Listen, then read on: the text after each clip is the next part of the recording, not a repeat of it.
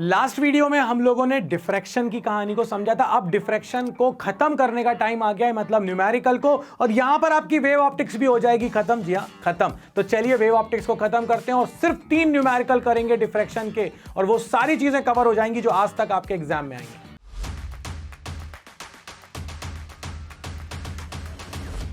तो आपका जो न्यूमेरिकल है वो क्या कह रहा है? A parallel beam of light of wavelength 600 nanometre, मतलब वेवलेंथ 600 नैनोमीटर। गिवन फॉर्मूला और आंसर में unit, given formula unit, girlfriend for you, भूल मत जाना, ठीक है। सो गिवन हो गया लैम्डा, वेवलेंथ 600 नैनोमीटर, नैनो मतलब 10 टू द पावर -9, ठीक, यहां लिख लिया मैंने।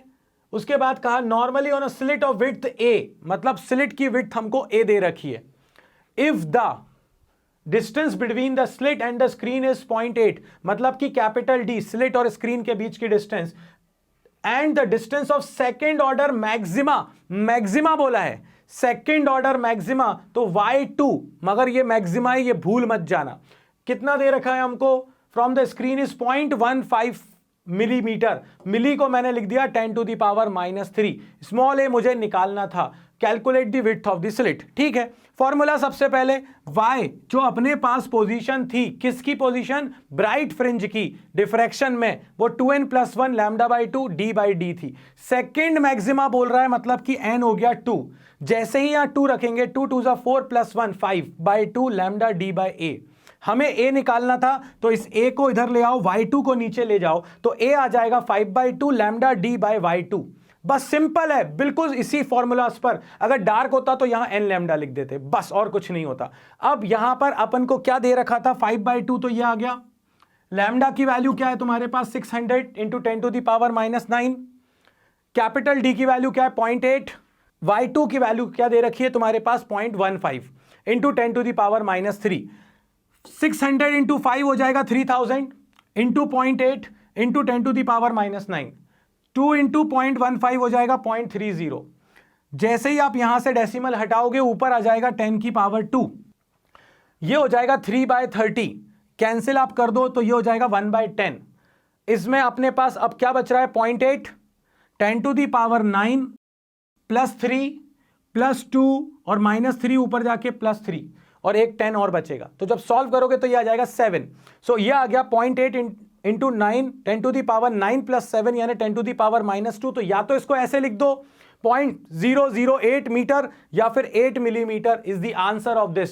बहुत सिंपल क्वेश्चन था, स्ट्रेट फॉरवर्ड था। आपको लैम्डा दे दिया था, आपको डी दे दिया था, सेकंड ब्राइट फ्रिंज की पोजीशन दे रखी थी, आपको स्मॉल ए निकालना था। जिसको फॉर्मूला पता है वो आंसर निकालेगा, और इसी टाइप के क्वेश्चन आपके एग्जाम में आए हैं। एक वैरायटी और, इस क्वेश्चन में क्या दिया है? लैम्डा दे दिया 6000 angstrom on a single slit of width 10 to the power -4। Lambda हो गया 6000 एंगस्ट्रॉम, मतलब 10 की पावर -10। सॉल्व करेंगे तो 6 × 10 की पावर -7 मीटर। क्या विड्थ दे रखी है? 10 टू द पावर -4, मतलब आपकी बात स्लिट की विड्थ दे रखी है। इसके बाद आपसे क्या कहा गया? Calculate the distance between 2 dark lines on either side of central. भैया सेंट्रल वाले के दोनों तरफ जो डार्क बनती है उसके बीच में जो आता है वो ही तो आपका होता है क्या? Width of central maxima. Central की जो फ्रिंज बनती है वो दोनों मिनिमम के बीच में ही तो बनती है। या फिर इस ऊपर वाले के लिए अपने पास y1, नीचे वाले के लिए y1, तो 2y1 ऐसे याद रखो। नहीं तो दोनों पहले मिनिमा के बीच में जो बनता है वो क्या होता है? वो होता है सेंट्रल मैक्सिमा। तो BC = 2y1। अब y क्या होता है अपने पास? हम लोगों ने पढ़ा है, ये होता है हमारे पास n λ/d/a। क्यों n लैम्डा? n की वैल्यू 1 है यहां पर, इसीलिए n की वैल्यू 1 रख दी। और जिसको सेंट्रल फ्रिंज का डायरेक्ट फॉर्मूला याद है 2 λ/d/a, बस सीधे सीधे फॉर्मूला लगा दो। आपको 2 पता ही है, लैम्डा पता है, 6 × 10 की power -7 distance between slit and screen दे रखी थी, और a दे रखा था 10 टू दी पावर -4। आंसर आ गया आपको मल्टीप्लाई करने पे 16 × 10 टू दी पावर -3, यानी कि आंसर आपके आ गया आपके पास 18 × 10 टू दी पावर -3, यानी कि 18 मिलीमीटर। दैट्स इट, ये आ गई सेंट्रल की विड्थ। अब क्या चाहिए? Angular spread. एंगुलर स्प्रेड मतलब एंगुलर विड्थ होता है, बस सिंपल कहानी। एंगुलर स्प्रेड निकालना है ऑफ फर्स्ट डिफ्रैक्शन मिनिमम। अरे भाई फर्स्ट मिनिमम हो या कोई भी हो, एंगुलर स्प्रेड तो हर बार सेम होता है सेंट्रल के अलावा, सेंट्रल का डबल होता है। मगर यहां तो फर्स्ट मिनिमा का एंगुलर स्प्रेड माना। मैंने कहा था इसका फॉर्मूला होता है लैम्डा बाय ए। पुराना वाला वीडियो अगर नहीं देखा है तो जाकर देखो, मैंने कहा था लीनियर से अगर एंगुलर में आना है तो कैपिटल डी को हटा दो, तो हटा दिया लैम्डा बाय ए, और फॉर्मूला याद है। अगर ये फॉर्मूला याद है तो लैम्डा की वैल्यू है 6 इंटू 10 टू द पावर -7, ए की वैल्यू है 10 टू द पावर -4, रख दिया 6 into 10 to the power -3 radian. यहां पर मीटर मत लिख देना, ये एंगल है इसीलिए रेडियन। अब जो क्वेश्चन मैं करवाऊंगा उस क्वेश्चन को जरा ध्यान से करना। ये जो क्वेश्चन अब आपके सामने आया है, ये क्वेश्चन अपने आप में थोड़ा अच्छा है, अच्छी वैरायटी है, क्योंकि हम लोग अभी तक ये मानते थे कि एंगल बहुत छोटा है।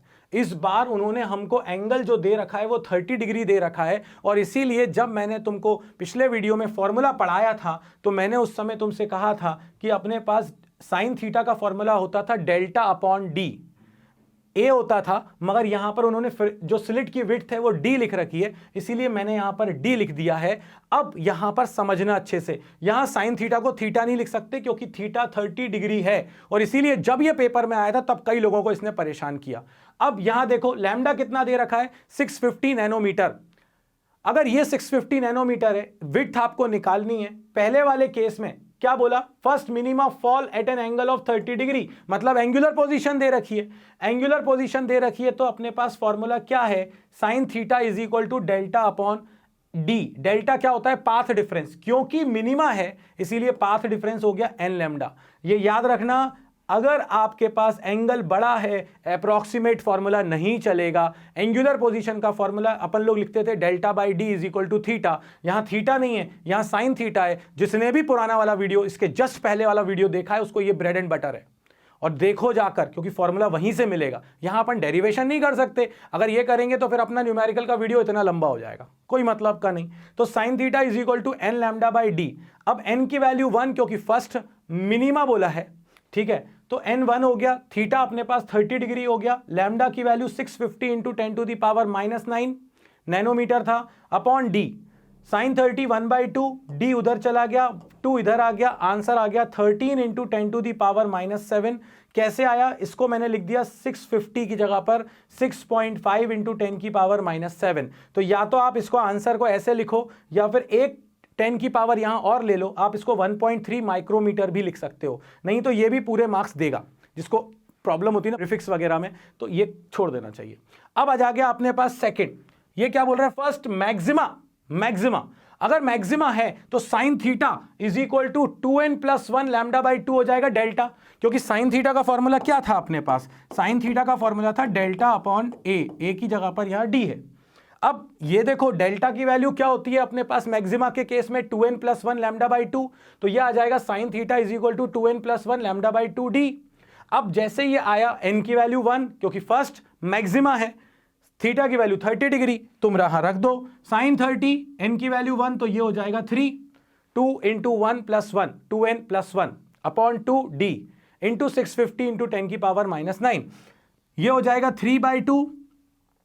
ये साइन 30 1/2, 2 से 2 कैंसिल, डी को इधर ले आओ, आंसर आ गया d is equal to 650 into 3 1950 into 10 की पावर -9। और अगर आप चाहें तो यहां पर ये 3 जीरोज इधर शिफ्ट कर दे डेसिमल, तो ये बन जाएगा 1.950 इंटू 10 टू दी पावर -6, यानी d आ गया 1.960950 माइक्रोमीटर। अब आपके ऊपर है कि आप इसको यहीं छोड़ना चाह रहे थे तो छोड़ सकते हो, टेंशन मत लेना। माइक्रो में अगर आंसर मांगा हो तो ही दो तो भी चलेगा, और अगर नहीं मांगा है तो आप यहां छोड़ोगे तो भी आपको पूरे मार्क्स मिलेंगे, कोई मार्क्स कट नहीं करेगा। मैंने आपको बहुत जल्दी से ये 3 क्वेश्चन जो करवाए हैं, अगर आप पुराने क्वेश्चंस उठाकर देखोगे डिफ्रैक्शन के, यहीं से आए हैं। एनसीईआरटी के क्वेश्चन भी आपसे बहुत आसानी से बन जाएंगे, यही बाबा जी की यूएसपी है, चीजों को छोटा कर देना। करते सारी चीजें हैं मगर करते हम अपने टाइम जोन के अंदर हैं, और हम इसी तरह करते रहेंगे। लाइक शेयर सब्सक्राइब करना बिल्कुल मत भूलना। वेव ऑप्टिक्स खत्म, इलेक्ट्रोमैग्नेटिक वेव्स होगा अपना नेक्स्ट चैप्टर। तब तक के लिए बाबा जी की तरफ से जय हो।